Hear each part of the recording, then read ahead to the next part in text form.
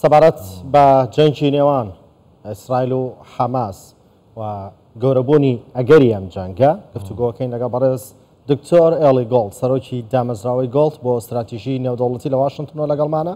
دکتۆر ئەم کاتتان باش. دکتۆر شەف باش تۆ بخێراتیش بۆ کوردستان 24 ئەنتۆنی بلینکن ها هێشتا لە ئاسمانیە دڕێدایە بەرەف ئیسرائیل و هەروەها ئوردن لە گۆڕی پێشبینیان هەوە دجانتەیە ئەنتۆنی بلینکندا چی هەیە ji بۆ ئیسرائیل و بابەتێ ڕۆژهەڵاتە ناوەڕاست گشتی و شەڕ ئیسرائیل و حەماسێ.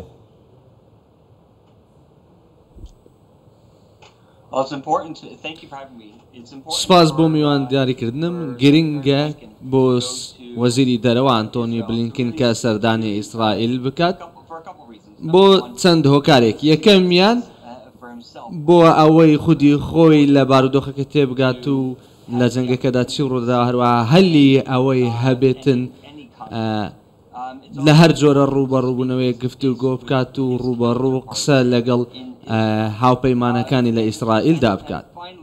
لە کۆتایشدا ئەوەی کە بە شێوەیەکی ڕوون زۆر گرنگە ئەوەیە کە وەزیری دەرەوە ئەنتۆنی بلینکن لەگەڵ خەڵکی ئیسرائیل و سەرکردایەتی ئیسرائیل هاوخەمی دەرببڕێت و پیشانی بدەکە تا چەند ئەمریکا گرنگی و پشتیوانی ئیسرائیل دەکات و ئەمریکا تەواو پشتیوانی هاوپەیمانەکانی دەکات و ئەمەش شتێکی بایپارتیزانی هاوکاری و پاڵپشتیەکە کە ئەمریکا پێشکەشی ئیسرائیلی دەکات و حکوومەتی ئەمریکا پێشکەشی دەکات. بەڵێ دکتۆر چەندین ساڵە ململانێ لە نێوان حەماس و ئیسرائیل هەیە چەندین جار ڕوبەڕوو یەکتر بوونەوە جەنگ ڕووی داوە. دەتوانی بڵین ئەم جارە جیاوازە لە جارەکانی تر؟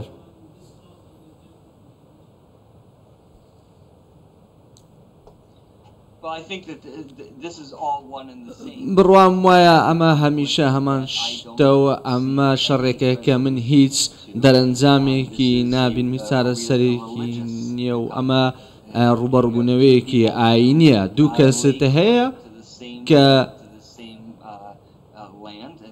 بانگەواز دەکەن و یاخود خاوەنددارێتی هەمان خاک خۆیان بە خاوەنی هەمان خاک دەسان و دەیانەوێت بزانن کە کامیان خاوەنی ئەو خاکێ ئەو جیاوازێکە هەیە لەسەر خاکە بۆیە ئەوان هەردووچیان هەوڵ دەدەن ببنە خاوەنی ئەو خاکە بۆ ئەوەی لەو جەنگەدا هەیە جیاوازە و ئەوەی کە پیشان دراوە شکستی هەواڵگری لایەنی ئیسرائیلیا کە حەماس سەرکەوتوتر بووە و بەوەی کە ئەوان بڕوایان وا بووە سەرکەوتو بوونە لە هێرشەکان بووە ئەندەرەنجامی ئەوەش ئەوە بووە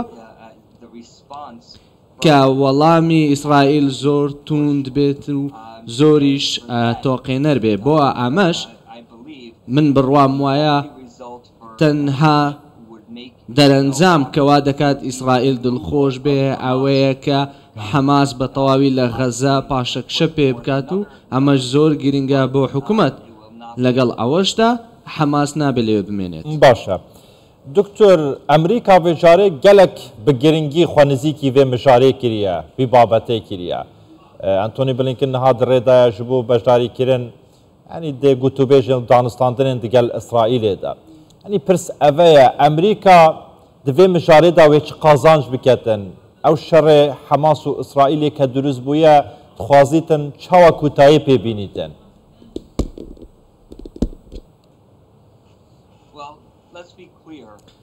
با ڕوون بین هیچ کەسێک ئەم جەنگ و ڕوبەڕووبوونەوەی ناوێت لە غەزە ڕوودەدات. ئەمە شتێک نییە هەر کەسێک هیوای بۆ بخوازێت و بە شێوەیەکی ڕوون هەموو سەرۆکێک لە سەرەتای دروستبوون و لە سەرەتای کۆنتڕۆلکردنی غەزە لەلایەن حەماس هەوڵی داوا ئاشتی لە نێوان هەردوولا بەرقەرار بکات و بەڵام ئەمە هەمیشە سەخت بۆ ئەوەی ڕوو بدات.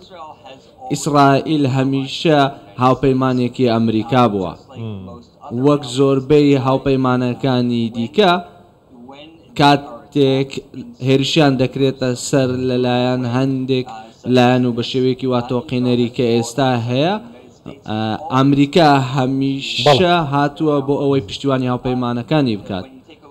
کاتێک سەیری ئیسرائیل دەکەین بە شێوەیەکی دیاریکراو ئیسرائیل سوودی بینەوە ئەوەی کە ئیسرائیل بۆ تەواوی جیهانی دابین دەکات شتێکە کە ناکرێت وەلاوە بنرێت ناکرێت خۆمانی لێ لەگەل بدەین ئەمەش بۆتە هۆی ئەوەی کە زۆر گرینگە تەواوی جیهان بێت و پشتیوانی ئیسرائیل بکات لەم ڕوبەڕووبوونەوەیەدا. بەڕێز دکتۆر ئێلیگۆڵ سەرۆکی دامەزراوەی گۆڵد بۆ استراتیژی نێودەوڵەتی لە باڵتیمۆری مەریلاندەوە لەگەڵماندا بووی. سپاس بۆیەوە. سپاس دکتۆر.